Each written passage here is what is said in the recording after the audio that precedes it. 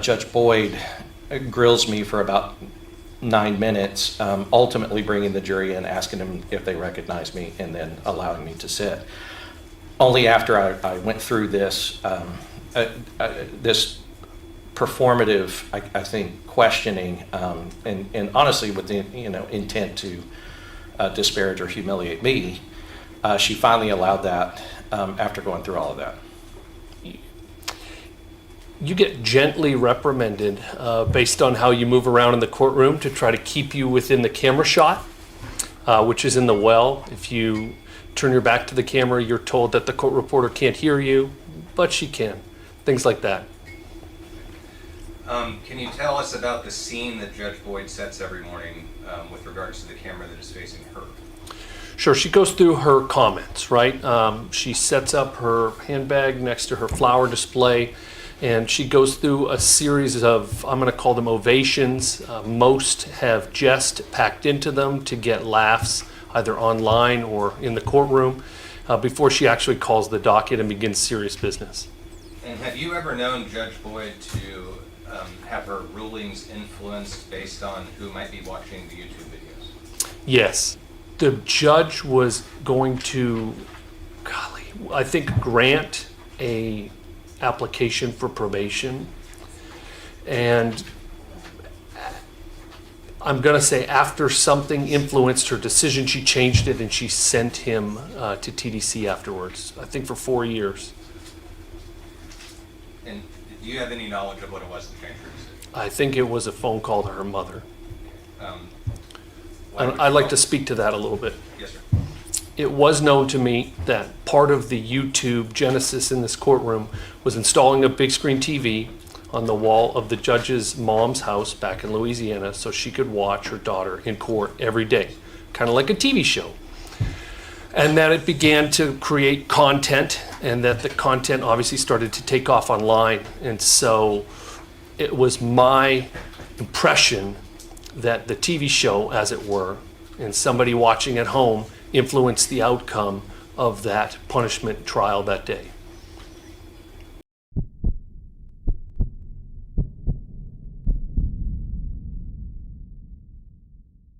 Good afternoon. My name is Sid Harrell. I'm the regional presiding judge for the 4th Administrative District, which is headquartered here in Bexar County, goes down to Webb County and over to the Coastal Bend, 22 counties. Okay, well, your motion, I've reviewed it, and some of these motions are denied without a hearing, but based upon the allegations in this one, I did set it for a hearing. But let me emphasize on these recusals, I know you're familiar with them. Statutorily, there's not a lot of law on recusals because the appellate vehicle typically is not there to appeal a denial or, for that matter, a granting.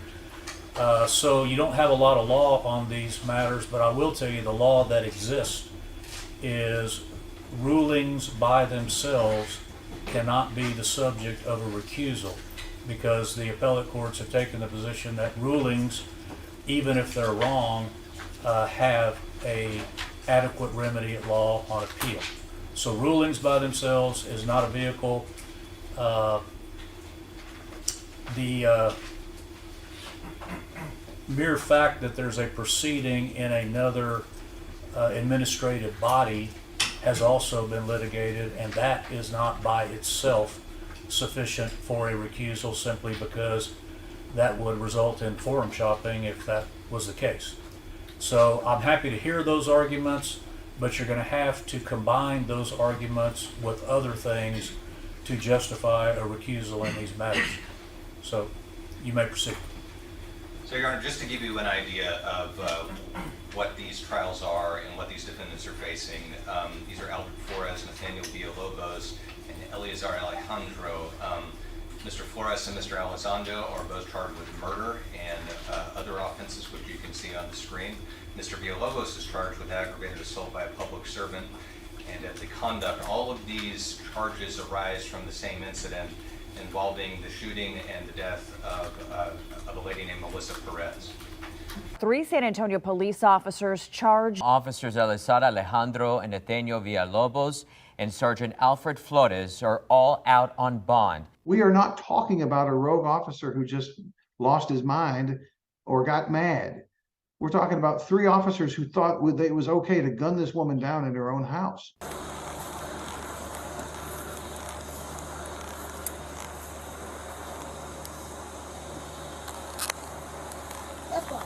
Hey, lady, get over here. Get over here.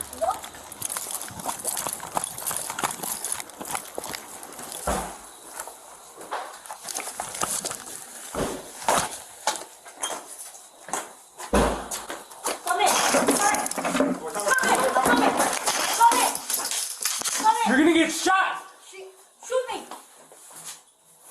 You ain't got no work! Door. No! Hey.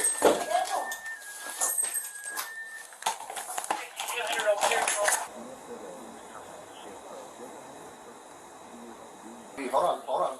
You ain't got no work! Let's go. Move. Go. Hey, what's up? We're heartbroken by the actions of these 3 police officers, and we loved her. The main things we talk about in de-escalation is trying to communicate with somebody where they're not making it worse. There are systemic problems in the department that allowed this to happen. They are in the 187th, of course, and we have moved for recusal of the trial judge, Stephanie Boyd. Your Honor, I know you're familiar with the standards that apply to these recusals, but it's always helpful for me in presenting these cases to just put them out there. So this, of course, comes from Rule of Civil Procedure 18B, and that states that a judge must recuse in any proceeding in which the judge's impartiality might be reasonably questioned, or the judge has a personal bias or prejudice concerning the subject matter of a party. Those are the standards under which we were operating today. Of course, we're not seeking a ruling on disqualification. We don't think that's there. These are the 2 criteria that we believe will be met by the evidence to be presented to you today. First, Your Honor, a little bit about those standards. And Your Honor's right, there's not just a whole lot of case law on interpreting this rule or how these recusals work, but there is some. One case from the Court of Criminal Appeals back in 2012 states that a trial judge must be recused if a reasonable person knowing all the circumstances involved would harbor doubts as to the impartiality of the trial judge. So what this means, judges, we do not have to show you that Judge Boyd is impartial. We don't have to show you that she is actually impartial or actually biased. It's an objective standard that says if a reasonable person understanding the circumstances would harbor doubts, meaning would have questions about the impartiality of the judge, that's enough to mandate the recusal of the trial court judge. On the matter of bias, case law also says that actual bias is not required to be shown. Parties do not have to prove what is going through a trial judge's mind. Of course, that would be impossible outside some sort of direct evidence. We don't have to prove actual bias here. And finally, Your Honor, on the matter of case law, our own San Antonio Court of Appeals has stated that bias usually stems from some extrajudicial source, such as an antagonistic relationship apart from the case itself. And we intend to show you that there is an extrajudicial source for the questionable impartiality and apparent bias of Judge Boyd in this case. So here are our grounds for recusal. There is a pending judicial complaint filed by Jason Goss against Judge Boyd. There are previous involuntary recusals, which Your Honor was a part of. And Judge Boyd's conduct during this case, and those being the denial of statutorily mandated continuances, insisting on using her YouTube-equipped courtroom, and pressing trial before discovery is complete. We believe those are evidence, not grounds per se, but evidence supporting the doubt as to her impartiality. So moving on to that first one, the pending judicial complaint.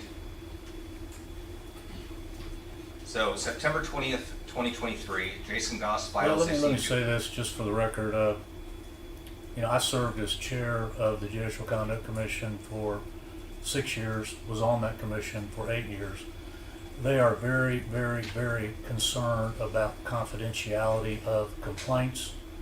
However, and I will tell you that the commission goes to great lengths to protect that confidentiality, and if you called up there today, they would not acknowledge anything about there being something pending because it is confidential by law. However, the exception is if the individual filing the complaint wishes to make it public or discuss it, then the commission nor I have any control over that. And the confidentiality kind of goes out the window. So, Mr. Goss, is that your intent? Yes, Your Honor, for the purposes of this hearing, because I believe it's necessary. All right, very good. You may proceed. So Mr. Goss files a complaint with the Commission on Judicial Conduct September 20th, 2023. In that, he alleged that Judge BOYD violated the canons of judicial conduct by first maintaining a daily YouTube show from her courtroom, permitting commentators to demean defendants and attorneys while she watched, and conducting performative interrogations of defendants and attorneys concerning dismissals and plea bargain agreements, and also exhibiting bias and partiality by improperly inserting herself into a plea bargain negotiation in a particular case. Now, what's important about this complaint as it relates to this hearing is that it was found to be colorable and it remains under investigation. So, Judge, if I agree with the concerns expressed by yourself earlier, where a lawyer couldn't just file a complaint against a judge and then get all his cases moved out of some particular court, because that's just not a workable system, and it would lead to the perverse incentive of filing frivolous complaints for forum shopping. That is not what's going on here, Judge. This complaint was found to be colorable. It is therefore not frivolous, and it remains under investigation, meaning that Judge BOYD's disciplinary future is in doubt because of something that Mr. Goss has done and something that remains pending and not decided yet. That's what distinguishes this situation from any given case where a defense attorney might just file a complaint or might have filed a complaint in the distant past against some judicial officer. Also, we believe the source of Judge BOYD's partiality to be stemming from previous recusals. So late in 2003, I know Your Honor is familiar with this situation. She was ordered recused from 3 cases involving Mr. Goss and his law firm. The basis for these recusals were the pending Commission on Judicial Conduct complaint, but also the use of YouTube to broadcast courtroom proceedings and receiving live commentary during the broadcast of those proceedings. Well, I'm going to correct you on that. Yes, sir. That was the allegation. The recusal was based upon the very specific facts of the case that underlie that, and it dealt with documented proof that comments, chats, whatever you want to call them, were being reviewed during the course of the plea, during the course of the plea or the sentencing or whatever that was. I don't recall, but it was very specific because I didn't want multiple just allegations. I don't want to be there because she's using YouTube. It was very specific to the very facts of that case when I did the order. So again, these were the allegations. I agree, but ultimately the basis for the recusal was very specific. Thank you for correcting me. So, Judge, we believe at this point, under those circumstances, and there's more to come, but under those circumstances, Judge BOYD's impartiality might be reasonably questioned. A reasonable person knowing that an attorney has filed a grievance that has found to be colorable and is again under investigation and pending, a reasonable person might harbor doubts as to that judge's ability to be impartial with regards to that attorney and his clients. So we believe that the analysis could stop right there. But we have more evidence to present after this. But one thing I do want to address is that there might be a question in Your Honor's mind. Well, that's fine for Mr. Goss and his client, but what about these other 2 gentlemen? How are they related to it? Well, in this case, the defendants have entered into a joint defense agreement. The 3 co-defendants entered into this agreement to share resources, to distribute expenses, to allocate legal work, and to formulate a joint defense at trial. Our fates have been tied, their fates have been tied together since the very beginning of this case. Notice of that joint defense agreement has been given to both the state and the court. The trials of the co-defendants have been joined. They want them to be joined for the advantages previously stated, and there is no objection presently lodged by the state. And the state did take issue with the severing the trials initially, but once the co-defendants affirmatively waived their right to object on confrontation grounds with regards to the statements of other co-defendants, the state's concerns were resolved and they withdrew their motion to sever.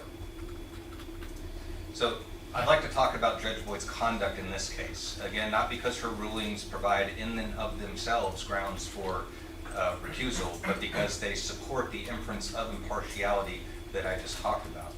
So her conduct would include the denial of statutory motions for continuance, get into that, insistence on using her courtroom despite its unworkable size limitation, pressing trial before discovery is complete. And I'm going to go over each of those in turn, starting with the denial of motions for continuance. So each of the defendants, and these are in the appendix, these motions are in the appendix provided to the court, filed statutory motions for continuance. These aren't just, we went to the bench and asked for a reset kind of Bexar County continuances, Judge. These were done properly pursuant to Code of Criminal Procedure 2906. And those were based on the unavailability of material expert witnesses, discovery not being completed, and finally, Mr. Goss's FMLA leave, which I will talk about a little ways down the road. So what's important about this is that each of these motions complied with 2906 of the Code of Criminal Procedure, meaning a court has very little, and really not much at all, discretion to deny a first motion continuance when it is properly filed, alleges the matters required by that statute. And in fact, the statute itself actually says that if that motion be overruled, and if the defendant is convicted, a new trial should be granted. Now, there's a recent case from Bexar County, arising out of Bexar County and from the Fourth Court of Appeals, where that court reversed a conviction where the trial court denied a continuance based on the expert's unavailability. So this is not some archaic, obscure statute. This is a real deal, live and active statute, and when the terms are complied with, a continuance is mandatory, and should it be denied, a new trial should be granted per the article itself. Now, when that matter was raised to Judge Boyd, that the statute itself says that you must grant this, and the matter of this potentially injecting reversible error was raised to the court, here's how she responded.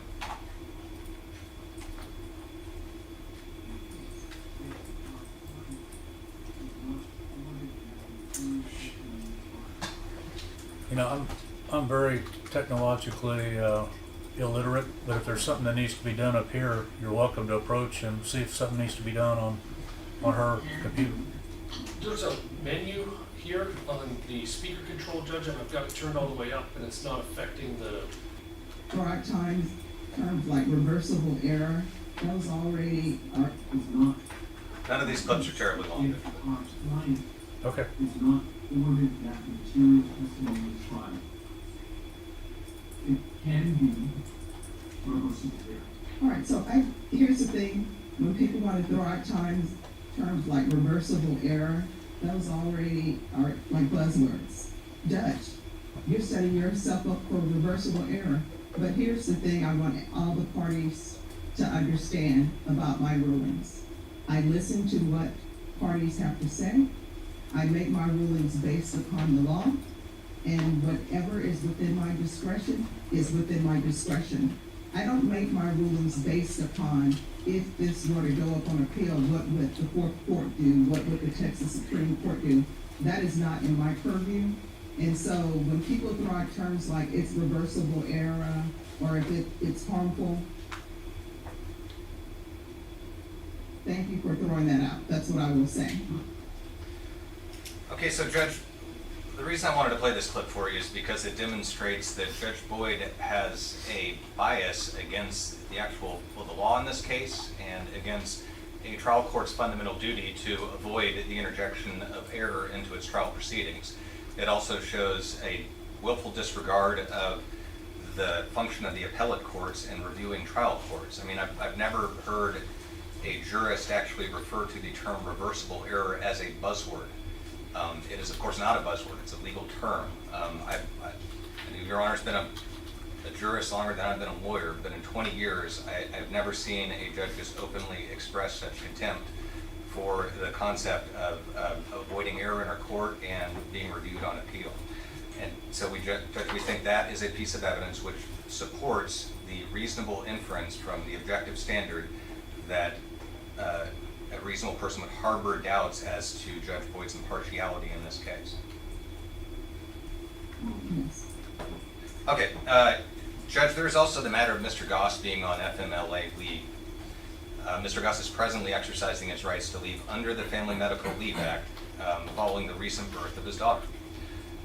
This fact was brought to the trial court's attention. Mr. Goss had a vacation letter on file months in advance anticipating the birth for months now. But Judge Boyd would not consider that as a matter for continuing the case to some time when Mr. Goss could attend his family duties and then attend his duties to his client. We believe that is evidence of a particular bias towards Mr. Goss. When presented with this fact, Judge Boyd saw this as an opportunity to force Defendant Villalobos to sever out, to choose between his counsel of choice and the joint defense strategy that he had in place for over 9 months. Trial is expected to be delivered today, and as such, as he has declared prior to this and for some months now, he will be engaging his Family Medical Leave Act rights and taking time off to both care for his auto-raised child and assist his wife in the care of their newborn child. So congratulations to them, but Your Honor, that would make Mr. Goss unavailable during the presently scheduled trial date. And before Your Honor rightly asked me, do you have other counsel in your firm? We do. But Mr. Goss is our trial specialist. I'm no trial attorney. I do all the motions work, I do all the research, I do the appeals and things like that. But Mr. Goss is actually the person we want standing before a jury. He's the person that Mr. Villalobos wants standing before a jury and making those arguments and making the cross-examinations during the trial. Because he will not be available, we're positing that as another reason to support why a continuance of this trial should be granted. And of course, then the granting of severance or not is also within the court's discretion.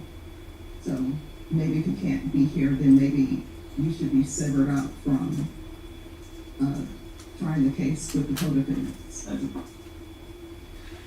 So Judge, there's Judge Boyd saying you can either have your trial lawyer or you can have your joint defense strategy, but you can't have both. Now, why is that? Like, is there something imperative about the timing of this case? Because that would be a justification potentially for trial court denying a continuance, at least based on the FMLA grounds.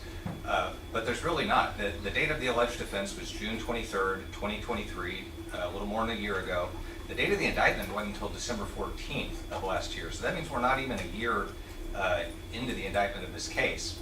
But George Boyd, importantly, she has stated that there's no imperatives justifying the fast tracking of this case. She has not provided any reason for that. And we would submit to the court that her reason is that, well, she just doesn't like Mr. Goss, and she just wants to, and by extension his firm, and by extension his clients, and by further extension the co-defendants in this case. And she wants to press the trial with no real reason why we should be going to trial that quickly. Now that in itself, again, Judge, not a reason for recusal, but it does support the inference of a lack of impartiality. There's also the matter of refusal to consider appropriate court space. So very early on in these proceedings, Mr. Nisbet raised to Judge Boyd the concern that, well, trying 3 defendants together in this courtroom is really not physically workable. That's the table we would all be sitting at. So even if you allowed 1 lawyer and 1 defendant at that table, that's 6 grown men sitting around this table. And I'll let you hear what Judge Boyd, or how she responded to his concerns. Yeah, I'm here, so. Y'all want a jury trial? We do, Judge. All right, Ms. Ferguson, I need a jury trial date. How long is this trial going to last? Logistically, I could say in upwards of 3 weeks. No. How many witnesses y'all have? State anticipates, on my initial witnesses, approximately 25 right now. All right, so some of those witnesses, I don't think they're probably gonna be 25. Judge, may I speak on it a little bit? There's a joint defense agreement in this case. So when I say logistics, I'm referring to not only space, but also time. We're gonna have to accomplish a counsel table or an area that can accommodate 3 lawyer teams in their respective clients. All right, so when y'all say 3 lawyer teams, I can tell y'all the space, turn around, the space that you see in this courtroom is the space that you will have. So if lawyer teams want to bring paralegals and everybody else, they're going to be sitting somewhere in the gallery. Well, let's just assume for a moment that there's 1 lawyer with each client. We know there could be more.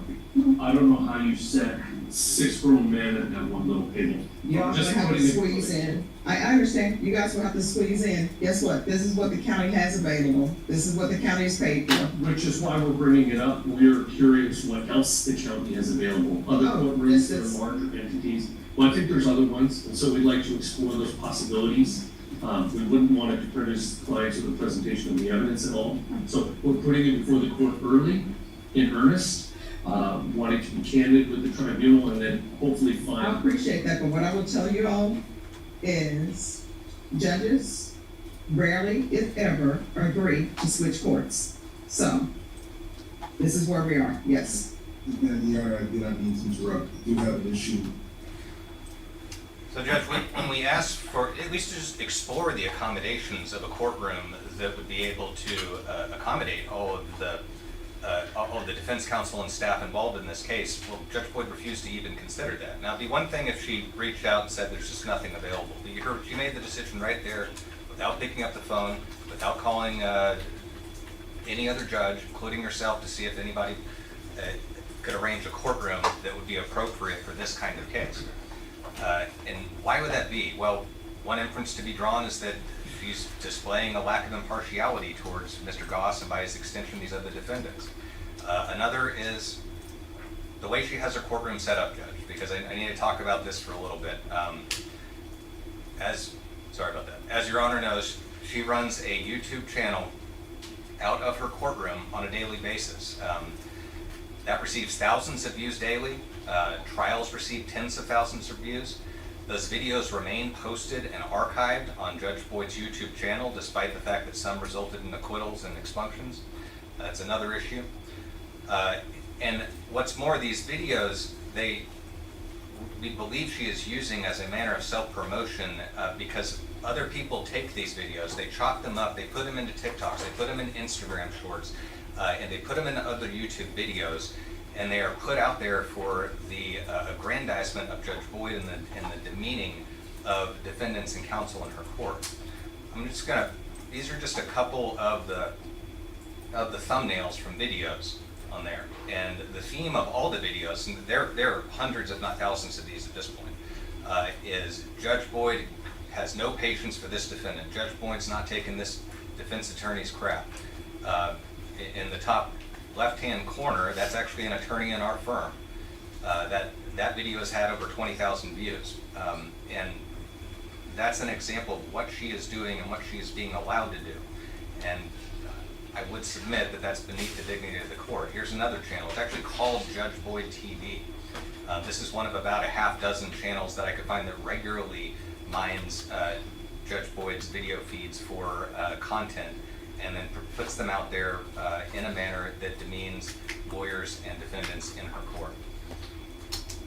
One thing particular to this case is this one, because you'll see, it's a little hard to see, but that guy right there, that's Mr. Goss.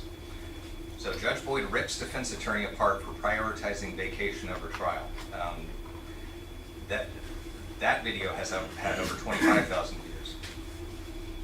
I'd like to, just to give Your Honor an idea of what we're dealing with, and this will be the last I say on this matter, but here's an example, a video example of an actual hearing in this case that has been recut and redistributed and amplified due to Judge Boyd's insistence on conducting her daily YouTube show. All right. Is there anything else from either side? Any more arguments? All right, defense, your motion for continuances are denied. All right, defense, your motion for continuances are denied. All right, defense, your motion for continuances are denied. We're doing jury selection on the 20th. I am aware, and I heard your argument, and I internalized your arguments with regards to your experts needing to hear testimony as they're excluded from the rule. As you all know, the court live streams, so they will be able to watch all of the testimony because it will be live streamed and they can watch that at their leisure. So that's the world we're living in here, Judge. And I want to be clear, Judge Boyd is not producing any of this content, but she is producing the content which allows these creators to amplify these and make a circus of the trials and the proceedings in her court. So the last note I have on the matter of the YouTube broadcasting is that this is Rule 18C is from the Rules of Civil Procedure. This only applies to civil cases, Judge. Now, I'm not going to say this applies to a criminal proceeding because it doesn't. But what it shows is that there's a concern for the dignity of the courts, the anonymity of witnesses and parties to litigation sometimes. And so it places restrictions on when a court can actually record or broadcast proceedings. Now, there's no such analog presently in the criminal system, but I would submit to the court that this rule informs the gravity of the concern that we're bringing to the court today. Your Honor, discovery in this case is also incomplete. Actually, in a civil case, parties can object. Yes. And the objection has to be granted. Okay, I interjected that. But yes, in a civil case, there's a definite statute allowing parties to object to videotaping or streaming, anything of that nature. Yes, and I'm hopeful the Court of Criminal Appeals will come to some sort of, bring us some sort of guidance on this issue, but we're just not there. I think the Supreme Court is actually looking at guidance in regard to this matter as we speak, but it hadn't come out yet. Understood. So, Your Honor, also, as I mentioned earlier, discovery is incomplete in this case, which is another reason why no reasonable jurist would put the parties or the state to trial in this case at this time. So, in August, Mr. Mulliner was assigned as the new lead counsel, and this case is for the state. Mr. Mulliner also filed a motion for continuance seeking additional time to review and prepare these cases. And since he has come on the case, additional discovery, including Brady evidence, has been produced and disclosed to the defense. That's of special concern, Your Honor, because under prior leadership, the Civil Rights Division frankly habitually failed to disclose Brady evidence, leading to multiple mistrials, 2 of which our firm was involved in. And in each of those cases, the state ended up dismissing those cases before the double jeopardy writ hearings could be conducted. So we never got to put anybody on the stand, but the state dismissed the cases. And I bring that up not because it has any direct relevance to this proceeding or these trials, but because it highlights the importance that Mr. Mulliner and Mr. Lunin, the importance of them being able to have the time to look through the evidence, to go over to SAPD, to talk to witnesses, and determine whether there's anything else they need to disclose pursuant to their statutory and ethical duties under 3914 and Brady and Rule 309. And Heath versus State, which just came out. It did, Your Honor. I'm not optimistic we could get sanctions in this case, though. Yeah, rehearing was denied. Is that the last word? I believe so. Okay. But I mean, in other words, what I'm pointing out is it puts an absolute duty on the state to inquire and determine if law enforcement agencies have Brady material. And I guess we have to assume that the law would necessitate a continuance for them to have time to do that to protect themselves, because we now have DAs being sanctioned for not complying with Brady and its progeny and the Morton Act. So, anyway, aside. Yeah, and my position has always been that the state cannot ethically announce Brady for trial until they are certain that they've disclosed and made their diligent investigation of everything they need to disclose in the case. But this matter was brought to Judge Boyd's attention. That discovery was ongoing and discovery was still being produced, and that the state needed additional time to review their files and talk to law enforcement. Judge Boyd took the position that the defense attorneys had signed a discovery acknowledgement months ago, and that discovery acknowledgement, she believed, indicated that discovery was complete in the case, the discovery was closed. Well, I don't need to tell Your Honor that's not what a discovery acknowledgement is. A discovery acknowledgement is, of course, a record of what has been produced so far. It is not an acknowledgement by the parties, of either party, that the discovery process is complete. But when this was brought to the judge's attention, here was her reaction. All right, so here's the problem that y'all can remain seated. This is the problem that I don't think anyone is getting here. We have been on discovery for over a year. Everybody signed an acknowledgement of discovery saying they had received everything. So the court is going on the basis that you all have received everything. That's what everybody signed. So she's proceeding on the basis that everybody has received everything because the discovery acknowledgement was signed. But again, that is not what a discovery acknowledgement is. Your Honor, we would posit that as another reasonable inference of her lack of impartiality in this case. So wrapping up my PowerPoint, recusal of Judge Boyd is mandatory under these circumstances because her impartiality might be reasonably questioned in these cases. That is the standard under Rule 18b(b)(1). Moreover, she has indicated a personal bias or prejudice towards Mr. Goss and by extension everybody else involved in these cases concerning the subject matter or a party. That's under Rule 18b(b)(2).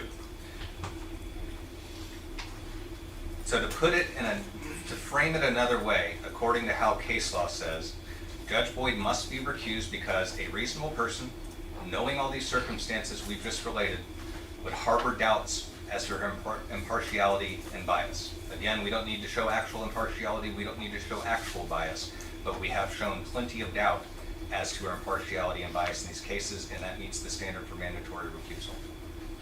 And with that, Your Honor, I conclude my PowerPoint presentation. And if you would like to hear from Mr. Goss, we can call him. If you think you've heard it enough, then I'll go with however you want to play it. Okay, well, we'll call Mr. Goss. All right, I'm inclined to waive the oath as he's an officer of the court. If nobody has any objection, you can have a seat in the witness stand.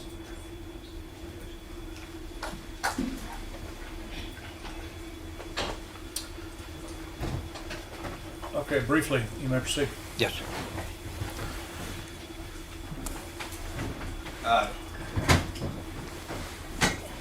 Your name is Jason Goss, right? Yes. Spelled G-O-S-S? Yes. Okay, and you're an attorney representing one of the co-defendants, that being Nathaniel Villalobos in this case? Yes. Okay. Mr. Goss, I'm gonna kind of run quickly through this. I'm gonna ask you, first of all, I want to start with a trial proceeding that happened a little before this. You were involved in the trial of a defendant charged with manslaughter, correct? Yes. Was that in front of Judge Boyd in the 187th District Court? Yes. Can you tell us what about that trial informs the court's decision in this motion? So, for one, when we had the previous recusal motion, we did not, as the judge pointed out, we did not file a recusal on this manslaughter case that we had just recently tried, because we didn't have some of those things that we have in this case and some of the other cases with the YouTube comments and everything else. But during that trial, one of the things that frequently occurred that concerned me was I was trying the case with Jasmine Olguin, who is an associate in our firm. She has been licensed in November, she'll be licensed for 2 years. And while I was sitting with Ms. Olguin on that case, I was told several times by Judge Boyd in front of the jury that I was not allowed to speak, that Jasmine was my lead counsel, and that I could not make arguments on the issue that we were trying to argue. Of course, I objected, and at the time the case worked out for us, but I had issue with that, and then I had to basically transmit arguments and things on some of those issues through counsel, through Jasmine, which told me, just based by her conduct in that case, that she was not treating me as she would treat other lawyers who are senior lawyers who are sitting on the case and should be allowed to make arguments on behalf of their clients. And that occurred last month. So that case was what was happening last month. if you look on the screen, I have a slide I displayed earlier. Is that slide and the video clip that accompanies it, is that from the case you're talking about? Yes. Yes, I had to. I had to come in as counsel because one of our other counsels who had informed the court that he was on a non-refundable vacation, the court started the trial anyway, knowing that it would not be done a week, and we were told, she was told it would not be done a week. She made our associate and Jasmine go to trial. Subsequently, when the case did go longer than a week and he had to go on the vacation because it had been planned for over a year, then and it was non-refundable, I came in. I had to come in because there would only be left with Jasmine, who had not tried a manslaughter, who was not. She is a very capable lawyer, but she is a very capable lawyer and a great lawyer at the beginning of her career. So in that clip, Judge BOYD grills me for about 9 minutes, ultimately bringing the jury in, asking them if they recognize me, and then allowing me to sit. Only after I went through this this performative, I think, questioning, and honestly with the intent to disparage or humiliate me, she finally allowed that after going through all of that. And I want to ask you about the grievance that you filed. Can you tell the court what you know about the status of that grievance at this point? So I've been contacted by the Judicial Conduct Commission. They've asked me for evidence. They've asked me for everything that I have, which I have provided. A lot of the screenshots of the comments that the trial court was allowing back at the time, and the disparaging comments towards members of the legal community generally, but specifically to us. Xenophobic comments that one of our counsel, who was born in England or in Great Britain, should go back to his own country, and all of these things were on her own website or on her own YouTube channel. And so I provided all of that to the Judicial Conduct Commission, and my understanding is that they have it and they are continuing to investigate. And I've just told them I'm available for any other issues that they may need. And did any organizations make any efforts in support of your complaint? Yes, I was asked by SAGDALA to present my complaint to the executive board of SAGDALA, who all agreed and then filed their own amicus brief, basically, as well as their own judicial conduct complaint, citing the things that I cited and a few additional things, where they mainly focused on the fact that she was leaving up trials of defendants who had been acquitted and therefore expunged, which would violate the statute against publishing expunged cases, and really subjecting those defendants who had been acquitted to further ridicule for terrible offenses that they've been charged with. And just for the record, SACLA is the San Antonio Criminal Defense Lawyers Association? Yes.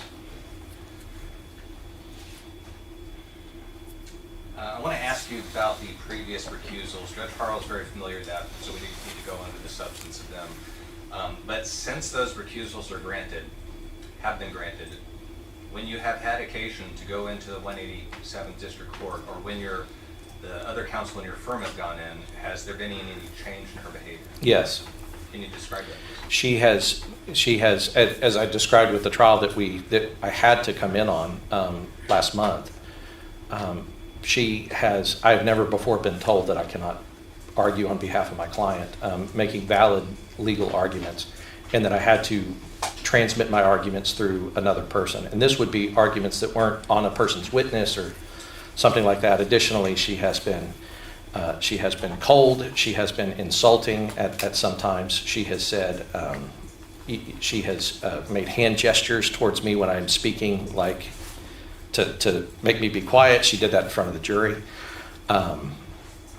She has treated me as if she is angry or upset with me because of the basis of my grievance. Well, let me ask you a question real quick. Yes. Have you had discussions with her about the grievance itself, or did you give her a copy of the grievance? I didn't. So she's never acknowledged to you herself that she's aware of the grievance is pending? To you personally? She has not acknowledged to me personally she is aware that it is pending. Has she acknowledged it to anybody that you're aware of? I understand that the grievance committee contacted her to preserve, because I had asked to preserve the videos and the comments so that they would not be deleted once she was. And I understand that that has happened. Okay, thank you. And have attorneys in her court, attorneys from our firm who have appeared in her court been made to wait till the end of docket before they could be heard? Yes. And sometimes the entire morning? Yes. And sometimes recalled into the afternoon? Into the afternoon, yes.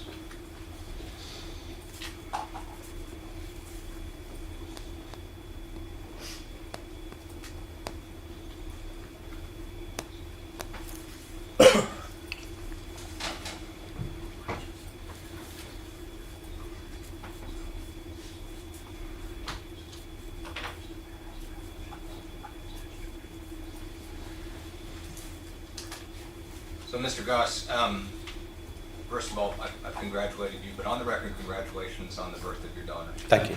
Okay. Prior to your daughter being born and subsequent to your daughter being born, have you sought continuances based on your Family Medical Leave Act leave in other courts? Yes. Have you ever had any court deny you a continuance on that basis? No. And I've never heard of any court ever denying any attorney on that basis.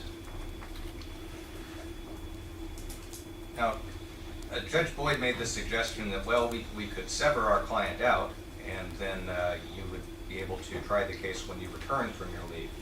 Why is that not an acceptable solution? Because the reason we have the joint defense agreement is because we all believe that it is in our client's individual best interest to have the case tried together, in particular because we each have individual experts for our clients, but we are each counting on the ability to use the other defendant's experts to support our case, as well as if they testify, they are going to testify as a joint front.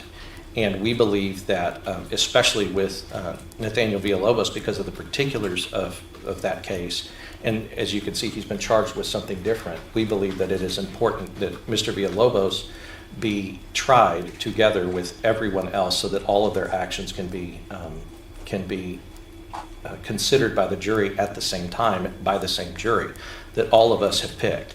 And we have met multiple hours. We have gone to the evidence room together as a group, meaning all three defense attorneys, or all three groups of defense attorneys.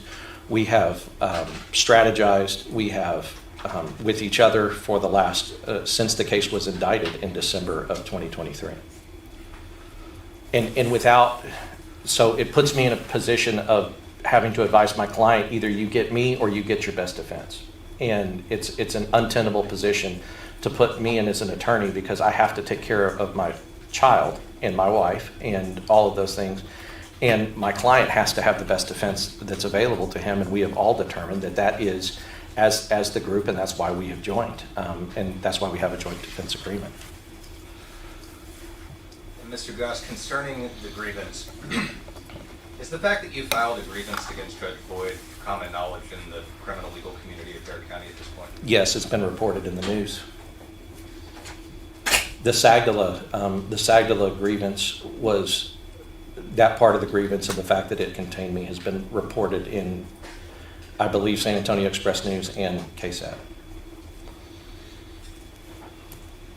I did not speak to any news organization about it, and I did not make comment about it personally, but I know that Sagdala did.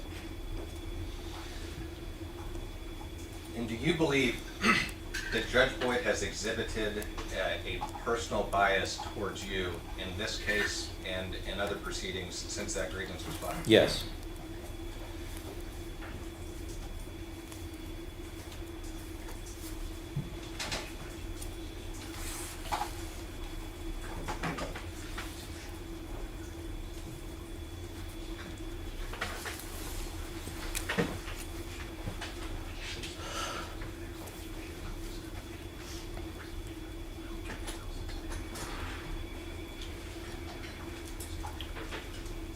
What's the remedy for violation of the Family Emergency Leave Act?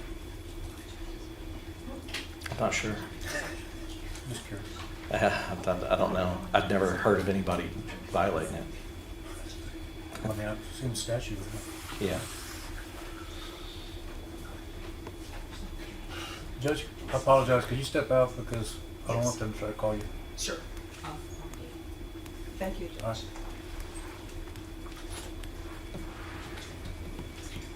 Okay, what else we got from Mr. Goss? Mr. Goss, you were a prosecutor for a defense attorney? Yes, How long were you a prosecutor? for 9.5 years. How long have you been a defense attorney? About 6 years, right? January 2019. Okay. Yeah. In all your years practicing, have you ever seen a judicial officer deny a properly framed and filed motion for continuance under 2906? That was not brought on the day of trial. Yes, I have seen it. I have seen it one time, and it was reversed.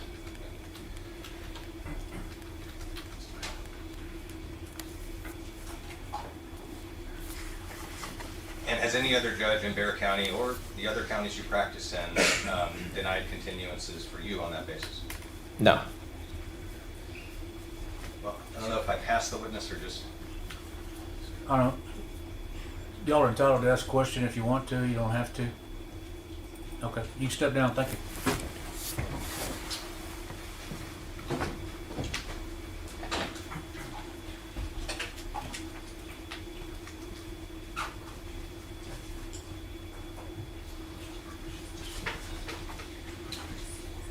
We'll call Tom Nisbet. I'll be brief with him. All right, same thing. Officer of the court, I'll waive the oath if you'll have a seat. Yes, Judge.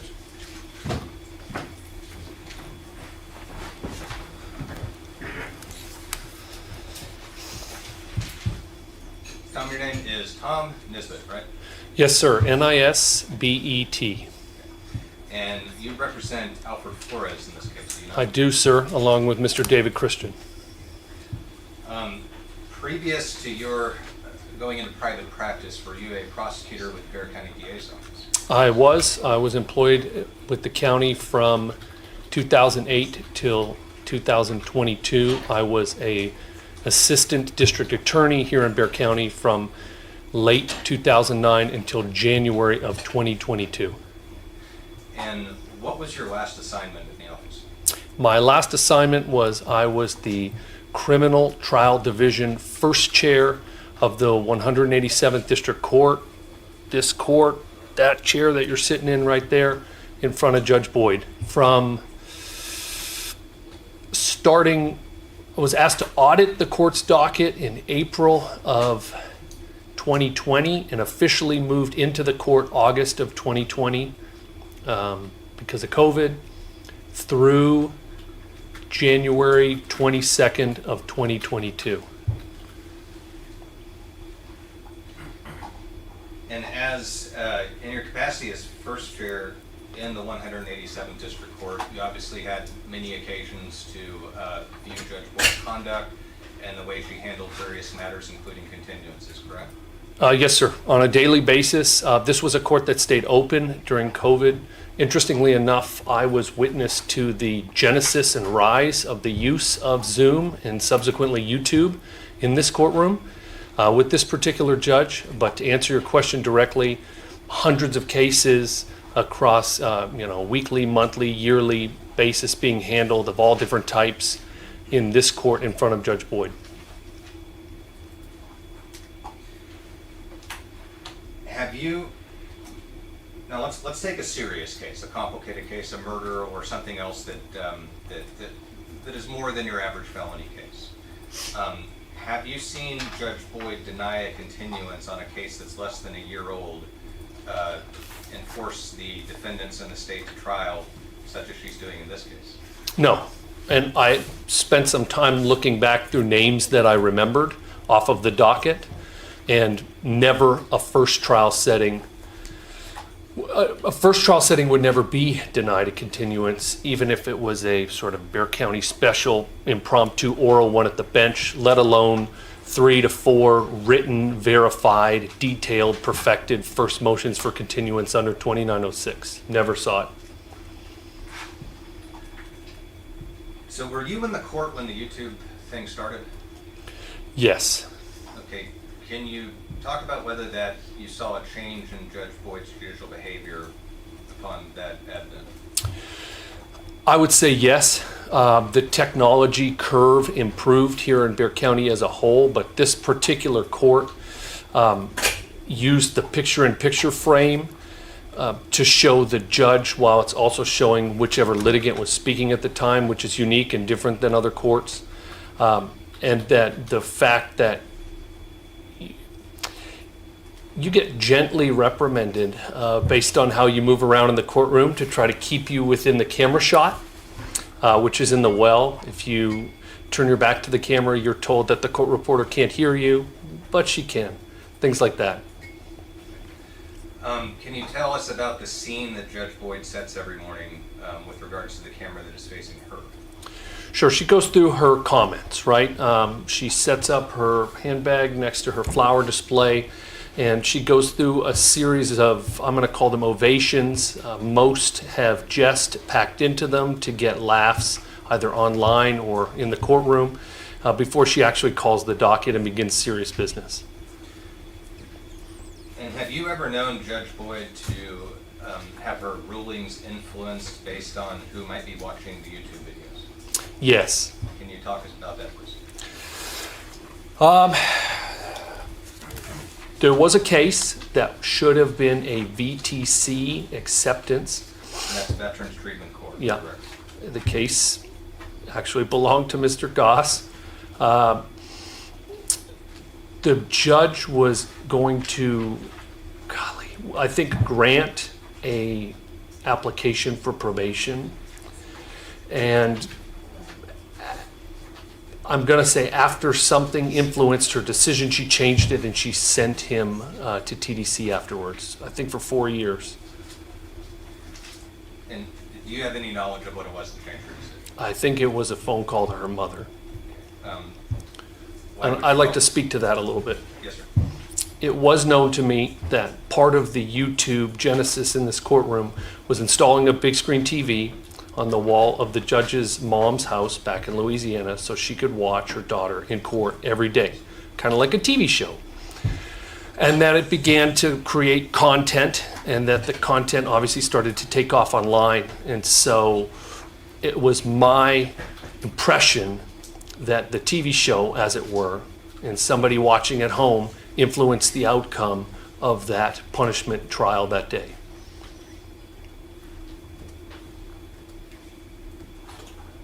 And I think you said that was the case where Mr. Goss represented the defendant? Yes. Okay.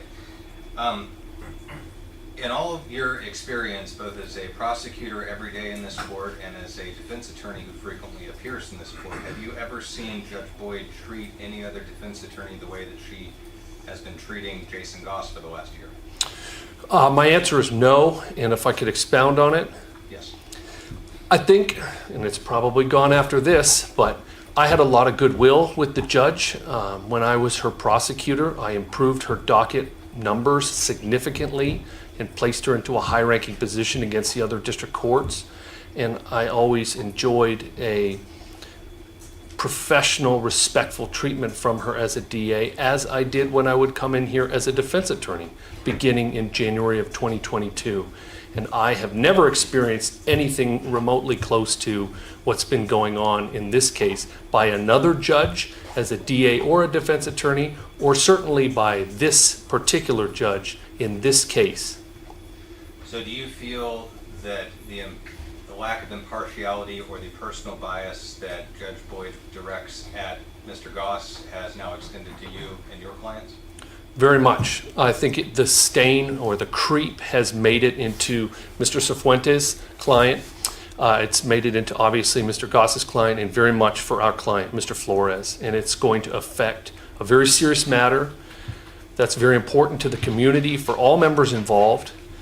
And at least the appearance of the partiality and the bias is there, in my opinion.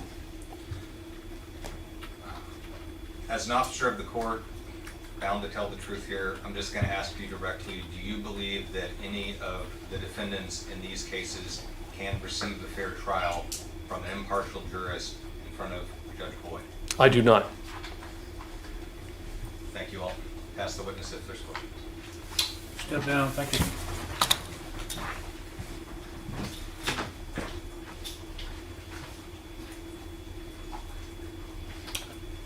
still here? Your Honor, we call Mr. Jeff Mulliner. Mr. Mulliner, again, officer of the court, would you please come up and have a seat? I will waive the oath. Thank you. Yes, sir.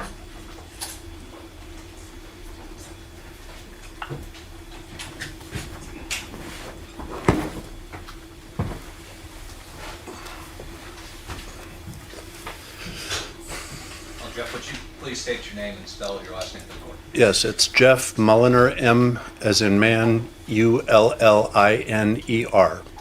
Can you tell us how you're presently employed? I'm an assistant criminal district attorney. Specifically, I'm assigned as the director of the Civil Rights Division for the Bexar County District Attorney's Office. And are you at present the lead prosecutor on the cases before the court today? I am. I just want to go, for the record, go back through a little bit of your experience.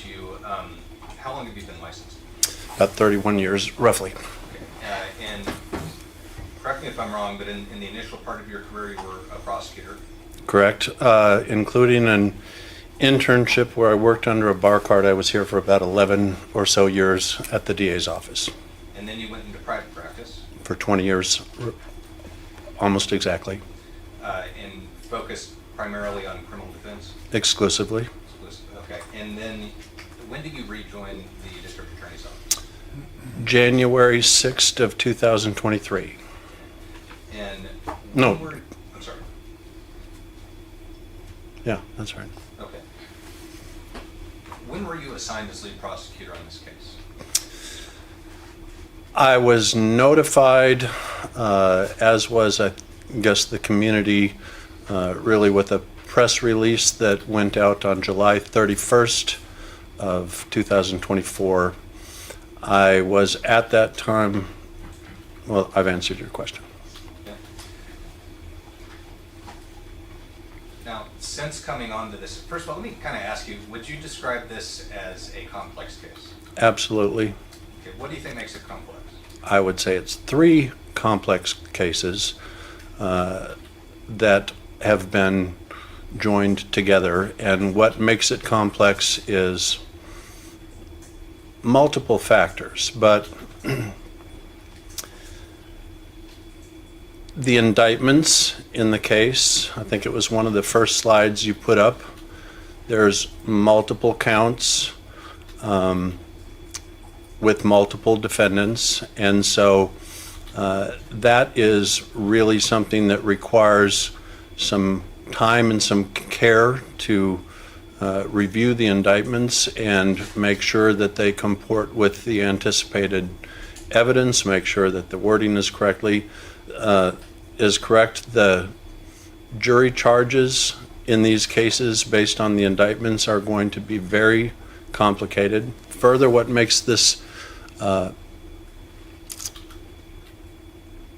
really a complicated case is the fact that anywhere across the country, charging somebody that was discharging duties as a peace officer at the point in time when they are then facing criminal charges for that conduct is exceedingly rare on a relative basis. Relative to caseloads across the country, charging somebody that was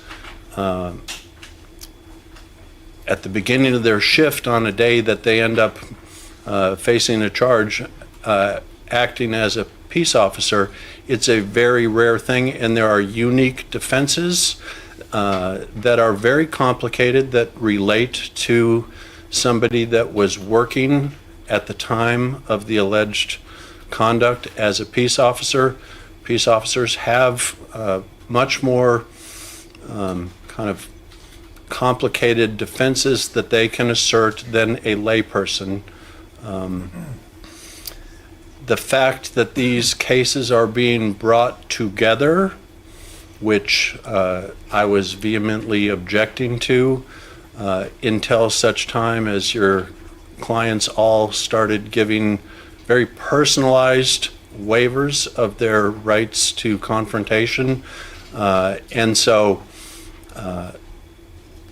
until that happened, I didn't envision that it was reasonable to proceed with a joint trial. But after that happened, then it really resolved a good number of the concerns that Mr. Lunan, Chief Lunan, and I would have as prosecutors.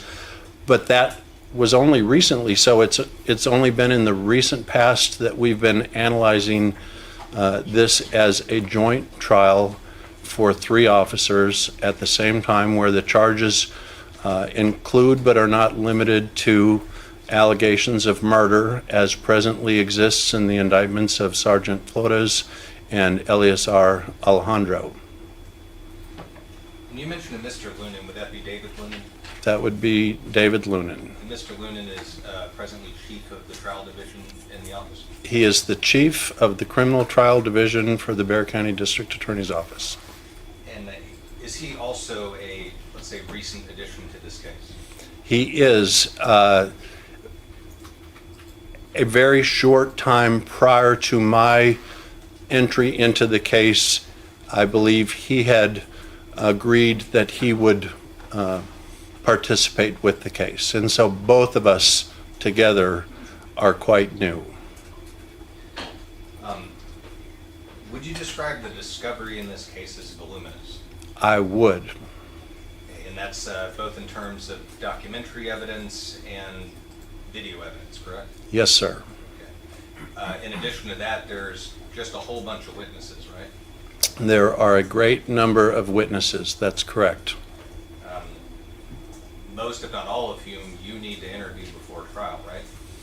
I wouldn't feel that I was acting with the appropriate due diligence unless I did a pretrial conference with anybody and everybody that could reasonably potentially be a witness in the case, or anybody that may have Brady information that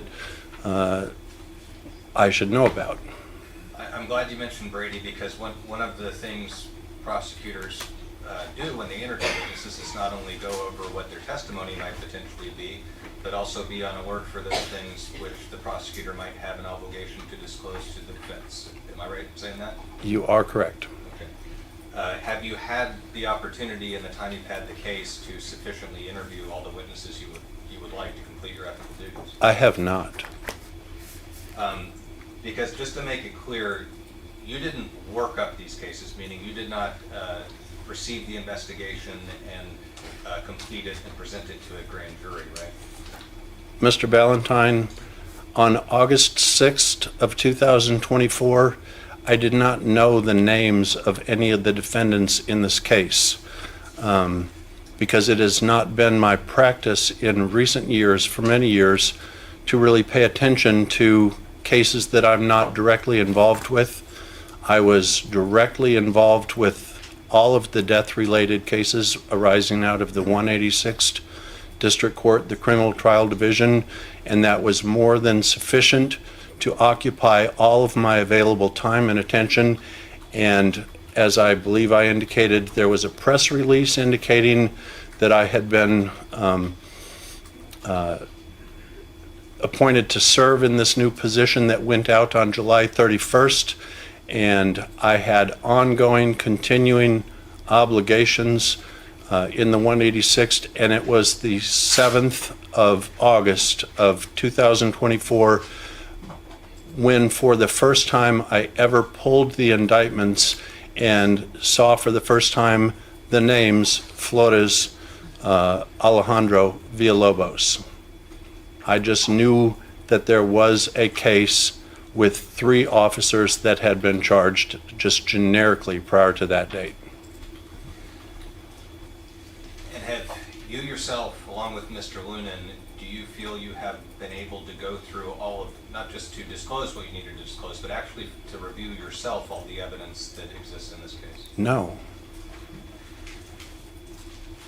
And it is important on a number of levels that we have that opportunity. Some of them are for the sake of the community. Some of them are for the sake of the next of kin. Some of them are personal for the sake of Mr. Lunan's law license and mine, and not insignificant at all are for the sake of the accused Flores, Alejandro, and Villalobos. Everybody is requiring, deserving, and entitled to fairness and justice in this proceeding, and there has not been sufficient time for me to have any degree of faith that we are poised to make sure that that will happen. So do you believe that you can proceed to trial at this time and still comply with your ethical duties?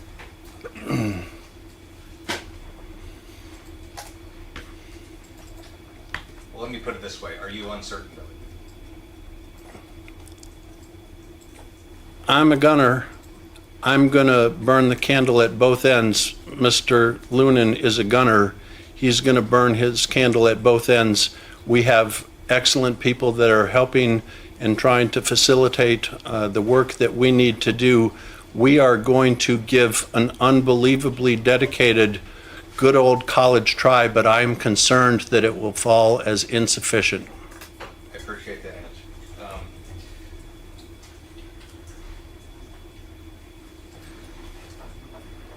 Discovery is still ongoing in this case. Is that an accurate statement?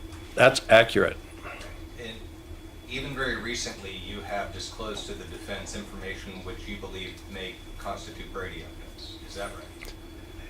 Yes, what's potentially Brady to one what's potentially exculpatory to one may be potentially inculpatory to another, but these are three individual human beings that have been accused as a result of the separate indictments in this case, and Brady is at stake with the ongoing discovery that is happening. I can tell you that Chief Lunan and I and the other members of the team who are aiding and facilitating us in our efforts to get on top of this pile as quickly as possible, we determined thus far through the course of our investigation that it was highly likely that there was spent slugs that had been collected and not yet tested by the serology section of the medical examiner's office, or evaluated by the ballistics section at the crime lab, and we further formed what we believe rises to the level of probable cause to believe that there was a spent slug inside of a wall that has never been recovered, and at our direction and under our control, and just Friday, through a search warrant that we were directing to be acquired, a wall at the scene of the alleged offense was broken into, and they did in fact secure a spent slug. And I would pause for a moment to say that in this case there is an allegation that reasonable minds might disagree, but generally I think that somebody that had looked at the evidence would believe that we're talking about a total of around 16 shots fired cumulative amongst the three individuals that are charged in this case. And so we have not been able to account for 16 spent slugs. So every additional spent slug that we can acquire is potentially significant, potentially exceedingly significant, because, and now this is a hypothetical, a spent slug that has not previously been examined or evaluated could have tool marks on it, whereas we would have access to an expert that would be able to tell us from their craft which one of the firearms it came from, and if there were biological material on that spent slug, that biological material could be further submitted for DNA testing. And so hypothetically, if a spent slug that has not previously been evaluated for either ballistics or serology that we have uncovered during our investigation, that we have caused to be submitted over to the crime lab where testing is ongoing as of this moment, if one of them were to come back to a particular gun and have biological material tied to Melissa Perez, that would be inculpatory as to the person from whose gun we would be suggesting it came from, and exculpatory as to the other two individuals charged. It's quite frankly maddening to consider the possibility of going to trial in such a rare, as I said before, cases against individuals that were acting as peace officers at the time that their conduct is alleged to have risen to the point that it has violated a criminal statute. It is very rare, and it's rare in this community, and it's rare in this nation, and peace officers are not entitled to extra justice, but they are certainly not to be denied full justice that would be constitutionally deserved and demanded by anybody and everybody. And the fact of the matter is proceeding to trial with evidence that could potentially be exceedingly significant that has not yet completed the evaluation lifespan to the point of conclusions is in fact maddening. And did you bring to Judge Boyd's attention the fact that your investigation and discovery production was still ongoing as we approached trial? I would say that the best evidence of what I brought to Judge Boyd's attention is the record from the initial motion for continuance and any statements that I or my co-counsel made at that time, plus the verified motion that we caused to be filed itself. I don't really recall, and much of this investigation that I've been talking about in my very most recent testimony had not yet occurred at that time. The reason it had not yet occurred is because Chief Lunan and I were still in the early stages of our evaluation of this case, and we had not yet got to the point where we realized we have potentially access to potentially exceedingly significant evidence that has not been evaluated and needs to be for the sake of everybody. And the verified motion you referred to, that was you and Mr. Lunan yourselves filed a motion seeking continuance at the request of the state. Is that right? Correct. Okay, and that was a verified motion? Correct. Okay. And did that motion, while maybe not all the particulars, did it express the general concerns which you have related to this court today? I'm not trying to be smart, but it expressed what it expressed. I'd hate to speculate on something that exists. Understood. The motions that the defendants filed seeking a continuance pursuant to 2906, you were not opposed to those motions, correct? Correct.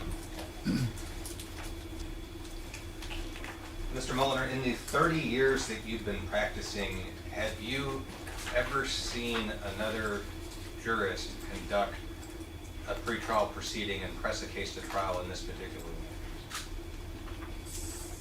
No.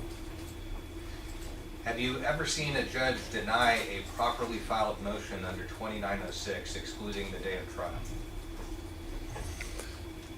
In 30 years of having things happen in my periphery that I may not recall at this point, it is possible, but my memory is I have no recollection of ever having witnessed such a thing. It is possible that it occurred not to me, but in my presence or view, and I have forgotten the same, but I don't think so.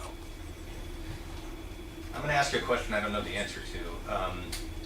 It's the same one I asked Mr. Goss. Is the fact that he filed a judicial complaint against Judge Boyd, is that more or less common knowledge in the Bexar County criminal community?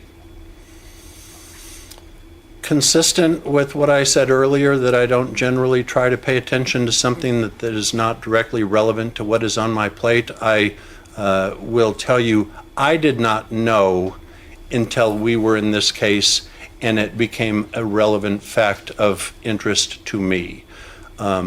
So I'm probably not the best person to speak to what the community generally knows, but I was previously, I believe in 2010 or 11, the president of the San Antonio Criminal Defense Lawyers Association, and that association is active, and at least back then there was over 400 members, and they are vocal, and this would be something that would be of note to them, of interest to them, discussed among themselves. And so based on my knowledge of this core group of 400 people, I can't imagine that it hasn't been discussed up and down the hallways of this building on numerous occasions by dozens, if not hundreds of people. I'm going to ask you, I'm not going to ask you whether you believe Judge Boyd is impartial or partial or biased in this case, because that's not even the standard here. But you seem to be a reasonable man. And I'm going to ask you as a reasonable man, do you harbor doubts as to Judge Boyd's impartiality with regards to Mr. Goss or any of the people on this side of the courtroom? I am mindful of the standard of review, and as a prosecutor, listen, not to draw unwanted notice, but we have next of kin in the courtroom. I have an exceedingly strong interest in multiple parties, most assuredly to include the next of kin, to not have to have a significant risk of enduring a second and subsequent trial just to get to the point of having a single conviction that could be maintained. And of course it's all speculative until you go to trial, so I'm not making a prediction as to the outcome, but the way it's presently poised, I am very concerned, knowing the standard, that this is one more area that if we were to proceed to trial with the elected judge of the 187th, it is one more issue for me to have some very significant concerns about the possibility that this works or operates along with other possible factors to make a conviction, should there be one, be a conviction that is not able to be maintained.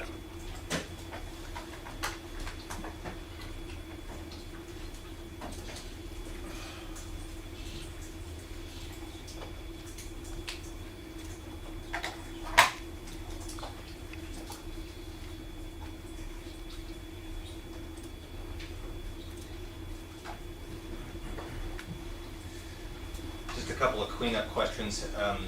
You've been practicing a long time. You've been practicing as both a defense attorney and a prosecutor in front of Judge Boyd at this point.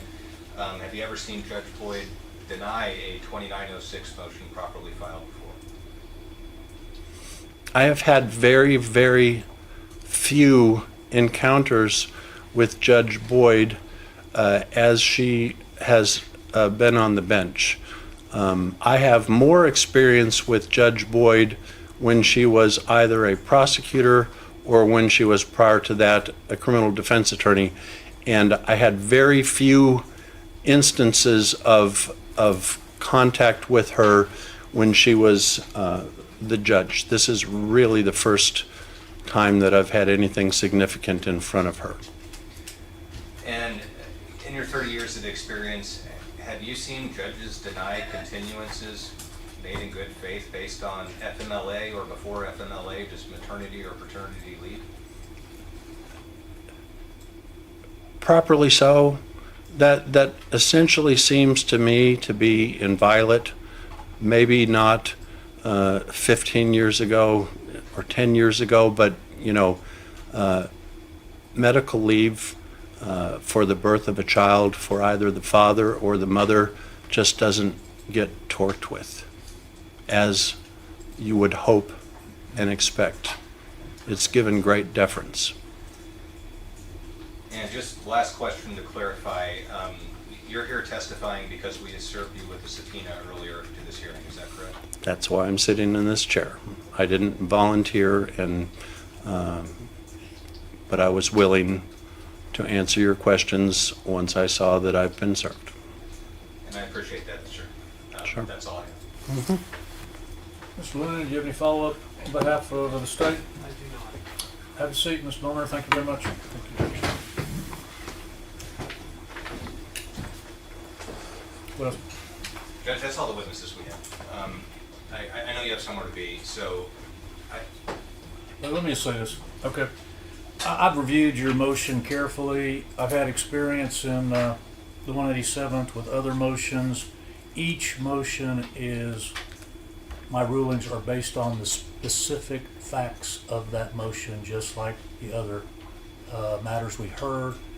And I granted those recusals, again, case specific, fact specific. In this particular case, I started off with, I am the regional presiding judge for the 4th Administrative District, and my statute says my job is to make sure efficient, orderly, and fair administration of justice occurs in the 4th Region. And I cannot see where it would be fair or efficient to allow this case to go forward with Judge Boyd presiding over it with all of the various things we've heard, and frankly, to safeguard the bar cards of the lawyers involved, to avoid putting the next of kin families through another trial. I think without commenting on the specific merits of the allegations against Judge Boyd, I have to grant the motion to recuse just to ensure that the fair administration of justice occurs in this case. So the motion will be granted, another judge will be assigned, and a docket control order, scheduling order will be set up with that judge as soon as possible. Mr. Del Prado, did you have a final argument?